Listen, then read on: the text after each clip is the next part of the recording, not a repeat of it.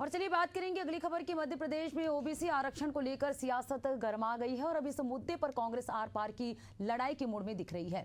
Party ने सरकार को सड़क से लेकर सदन तक घेरने की रणनीति बनाई है और इसी कड़ी में अब गांव-गांव चौपाल लगाने की तैयारी हो रही है। देखिए ग्राउंड रिपोर्ट।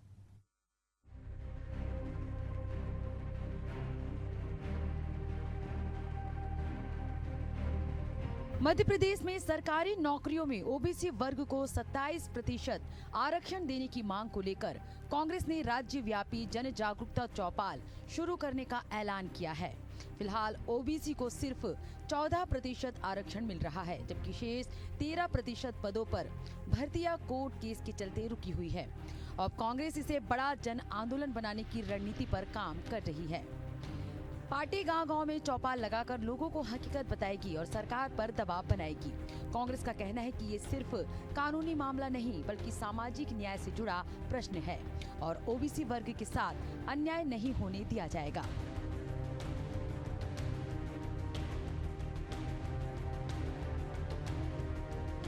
देखिए कि सुप्रीम कोर्ट ने भी अब ये कह दिया है कि जब 27% आरक्षण पर हमें कोई आपत्ति नहीं तो आप दे क्यों नहीं रहे?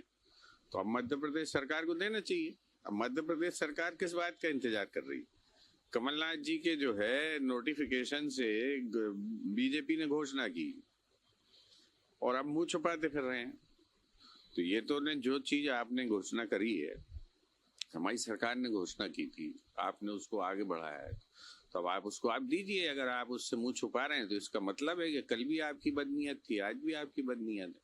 और इसके लिए जहां जहां भी जन जागरण करना पड़ेगा, जैसे भी करना पड़ेगा, हम करेंगे। हम चौपालें लगाएंगे, हम लोगों को समझाएंगे कि आपका अधिकार है, आपको मिलना चाहिए।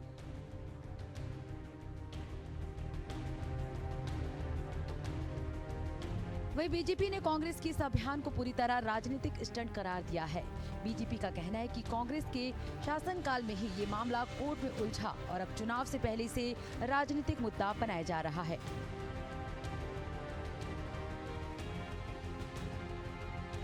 देखिए, पिछड़ा वर्ग के हित में जब भी निर्णय हुए हैं तो केवल भारतीय जनता पार्टी की सरकार ने लिए। चाहे संवैधानिक दर्जा देने का काम हो आयोग को, चाहे 27% आरक्षण देने का काम हो, और पिछड़ा वर्ग के नेताओं को राजनीतिक प्रतिनिधित्व देने का काम भी केवल और केवल भारतीय जनता पार्टी ने किया। कांग्रेस पार्टी ने पिछड़ा वर्ग को सदैव धोखा दिया।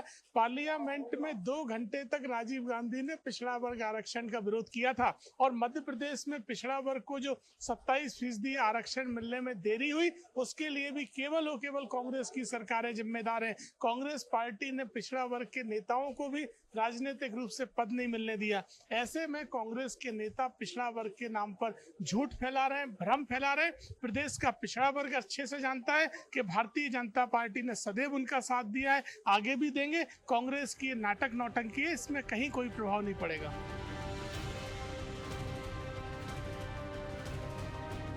भले ही मामला सुप्रीम कोर्ट में लंबित हो, लेकिन कांग्रेस ने साफ कर दिया है कि वो इसे आगामी मानसून सत्र में भी प्रमुखता से उठाएगी। अब देखना होगा कि सड़क से लेकर सदन तक छिड़े ये सियासी जंग आने वाले समय में क्या रूप लेती है।